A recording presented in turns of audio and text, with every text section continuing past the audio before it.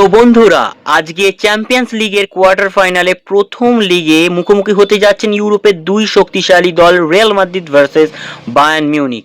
ম্যাচটি মাদ্রিদের সান্তিয়াগো বার্নাবেউ স্টেডিয়ামে অনুষ্ঠিত হতে চলেছে। রিয়াল মাদ্রিদ বর্তমানে লা লিগার বার্সেলোনার চেয়ে 7 পয়েন্ট পিছিয়ে রয়েছে এবং গত ম্যাচে মার্কোয়ার কাছে 2-1 গোলে হেরে কিছুটা চাপে আছে। তবে চ্যাম্পিয়ন্স লিগে তারা বরাবরই অপ্রতিরোধ্য। বিশেষ করে রাউন্ড অফ 16-এ ম্যানচেস্টার সিটিকে হারিয়ে তারা আত্মবিশ্বাস অনেকটা ফুরফুরে রয়েছে। অপরদিকে যদি বায়ার্ন মিউনিখের কথা বলি, 9 পয়েন্টের ব্যবধানে বুন্দেসলিগার শীর্ষে এখনও বসে আছে তারা। ফুরফুরে মেজাজে আছে। গত ম্যাচে ফ্রেইবার্গের বিপক্ষে 3-2 গোলের নাটকীয় জয় তাদের মনোবল বাড়িয়ে দিয়েছে।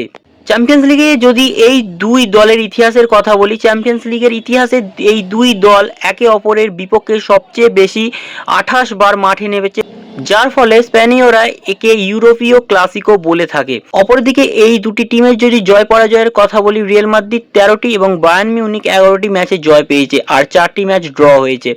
শেষ 4 বারের নকআউট পর্বে রিয়াল মাদ্রিদ বায়ার্নকে পরাজিত করেছে। বিশেষ করে 2023-24 সেমিফাইনালের কথা ভক্তদের মনে আজও খুব ভালোভাবেই মনে আছে। অপরদিকে যদি পরিসংখ্যানের কথা বলি, চ্যাম্পিয়ন্স লিগে সবচেয়ে বেশি ম্যাচের জয়ের তালিকায় রয়েছে প্রথম স্থানে রিয়াল মাদ্রিদ 309টি, দ্বিতীয় স্থানে রয়েছেন বায়ার্ন 248টি ম্যাচ জিতেছে।